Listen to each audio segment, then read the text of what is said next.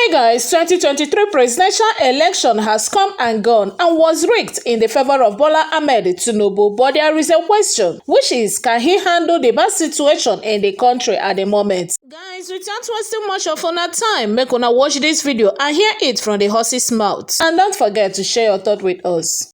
Well, thank you, Rufai. In the law of evidence, there's what we refer to as notorious facts. That is, facts that need not to be proven because they are so widely believed that the ordinary man in the street knows about them, that the courts have taken judicial notice of those facts, that you don't need to make any further proof to convince the court that those facts exist. Now, since the elections were conducted on Saturday, 25th of February 2023, certain facts have become notorious that they don't even need further adumbration, further mention, as they have continued to dominate the conversations both in the traditional and social media. The notorious facts are that there were pockets, not pockets, it would be an understatement to say pockets. There were widely reported incidences of violence. There were also many reports of total non-compliance to the provisions of the Electoral Act, together with the electoral guidelines that were made pursuant to Section 148 of the Electoral Act. Whereas I listened keenly when the respected Dr. Abati referred to the fact that why was the presentation of the certificate of return so brisk, I must tell you, President Muhammad Buhari introduced something into our political lexicon, body language. So the body language of the INEC chairman was that, look, I just want to get done with this. I don't care how it's done. We'll just get it done. Then all of you pack your load and all your troubles and head up to the Court of Appeal. And that's I believe strongly that it was already, the certificate of return was already prepared, but without the name of the winner. It was already prepared, so all you needed to do was to call a calligrapher to write and say, look, my friend, take, and then go. He didn't even want to have the luxury of making a speech to further assuage Nigerians that he knows are quite angry at this time. Is that not why the politicians are saying we win with violence at the election polls, then we go to court because we know we can get it in our favor? Because dial back to 2007 case that was decided 4-3, the Yaradua case. If you remember, this is exactly what you're saying. It's the same temperature the likes of the Nikki Tobis of this world, the Ricky Taffas, enunciated when that case went. And it was really close. They called that election the worst election in history. And it went 4-3 because of all of these factors. So is it not just opening that room for violence at the polls? That's number one. Number two, let's quickly look at the things that will even be the agenda for the new president-elect. He's got an economy that is in doldrums. He's got a nation that is fractured. Sanitary environmental indices at an all-time low. He's got a broken nation.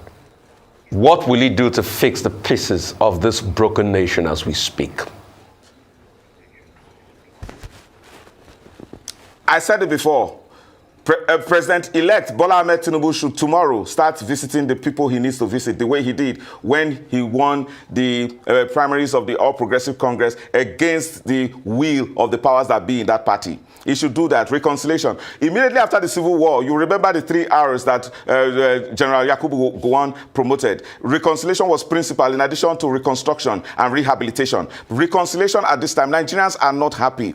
He needs, and at this time, many Nigerians, unfortunately and painfully, young Nigerians do not see him as a true reflection of the will of the people. Personally, I had made up my mind whoever was elected president would have my support. But the process of being elected now has become so questionable. And again, remember, as you have also said, Rufai, because having followed you keenly, when former President Umar Yar'Adua was elected under the supervision of the incubation powers of the highly respected former President Olusegun Obasanjo, who actually was said to be the godfather, the one who spoon-fed Yar'Adua, who actually handpicked him and used incubation powers to make him president.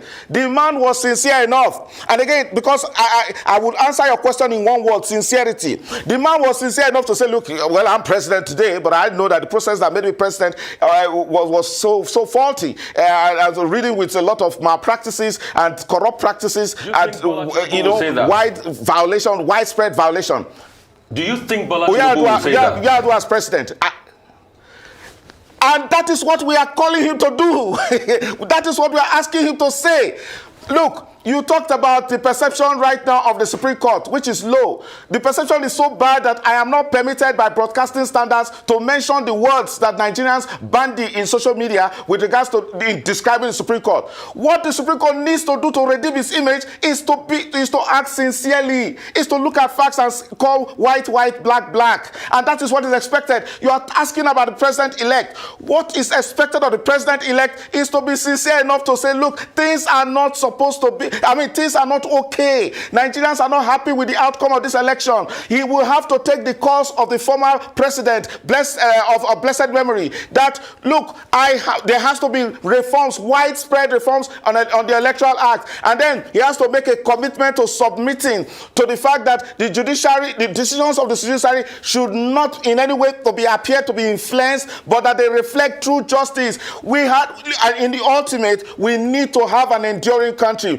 Part of the reason is this, why I root for old people who become president, is that, look, they've done everything they're supposed to do. Go to Lagos State and you'll be proud of Bola Tinubu when you look at a number of the things that he has done. And then he's an old man, and it's not the oldest president, but when you see such persons who are now saddled with responsibility of leadership, they are more concerned with the fact of legacy, of the good things they want to leave behind. And so we have the privilege of having a very senior citizen at this time that will become president.